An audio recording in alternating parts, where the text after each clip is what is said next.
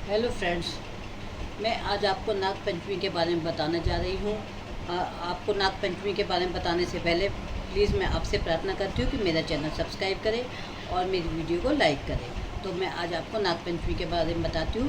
नाग पंचमी शुक्ल पक्ष को में श्रावण मास की शुक्ल पक्षमी में नाग पंचमी होती है और इस नाग पंचमी का पूजन भाई बहन के त्यौहार से संबंधित है।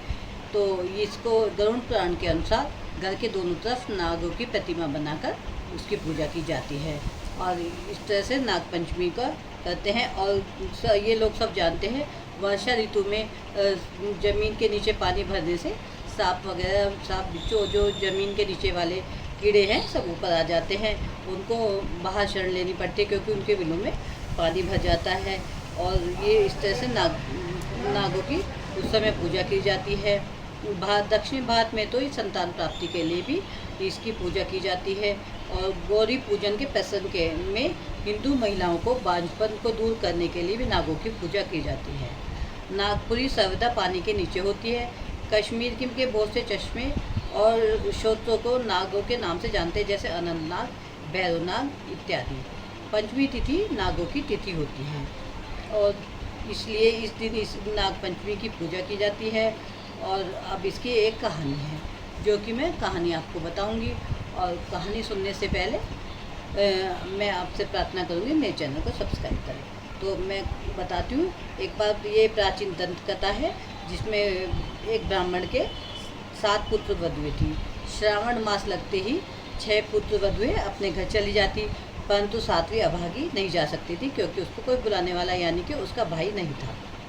तो वह बड़ी दुखी होती और वो पृथ्वी को अपने सिर पर धारण करने वाले शेषनाग की पूजा करती थी। और शेषनाग की पूजा करती थी तो तो फिर एक बार बेचारी का दुख देखकर शेषनाग बड़े दुखी हुए।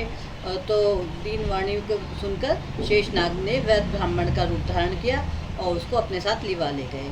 और थोड़ी आगे जाने पर उन्होंने उसको अपने फन पर बैठाकर सीधा नागलोक ले गए और वहाँ में निश्चित होकर रहने लगी। उस समय शेषनाग की कुल परंपरा में नागों को बहुत से बच्चों को जन्म दिया और उस नाग बच्चों को सर्वत्र विचरण करते दे शेषनाग रानी ने उस वधु को पीतल का एक दिया और बताया, इसके प्रकाश में तुम अंधेरे में भी सब कुछ देख सकोगी और इस तरह से तुम यहाँ रह सकोगी आराम से दिए की रोशनी में देखकर। क्योंकि नागों के छोटे छोटे बच्चे थे तो कहीं उन पर पैर आ जाए या कुछ हो जाए तो उन्होंने उसको पीतल का दिया उसकी रोशनी में देखना।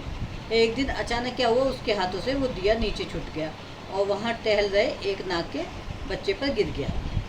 उसके से क्या हुआ, उसके नाग के बच्चे की पूँछ कट गई। वो बेचारा अब जैसे जैसे बड़ा हुआ तो कुछ समय बाद लड़की तो अपनी ससुराल आ गई। तो जब अगला सावन आया तो वधू दीवार पर नाग देवता की तस्वीर उकेर रही थी और विधिवत रूप से पूजा कर रही थी। तो जब नाग के बच्चे ने अपने माँ से पूछा तो उस पर बहुत क्रोधित हुआ और वह उसका बदला लेने के लिए वह वहाँ गया। लेकिन जब उसने देखा कि ये बुआ तो नाग देवता की पूजा कर रही है और हम लोगों की पूजा कर दी है, तो ऐसा देखकर उसका गुस्सा शांत हो गया और उसका गुस्सा शांत हो गया। उसने वधू को हाथ में प्रसाद दिया, दूध और चावल भी खाया, उसके हाथों से दूध और चावल किया और उसे सतकुल में निर्भय होकर रहने का वरदान दिया और उपहार में मणियों की माला दी। उन्होंने यह भी बताया, श्रावण मास के शुक्ल पक्ष की पंचमी को जो भी हमें भाई रूप में पूजेगा हम उसकी सदैव रक्षा करते रहेंगे।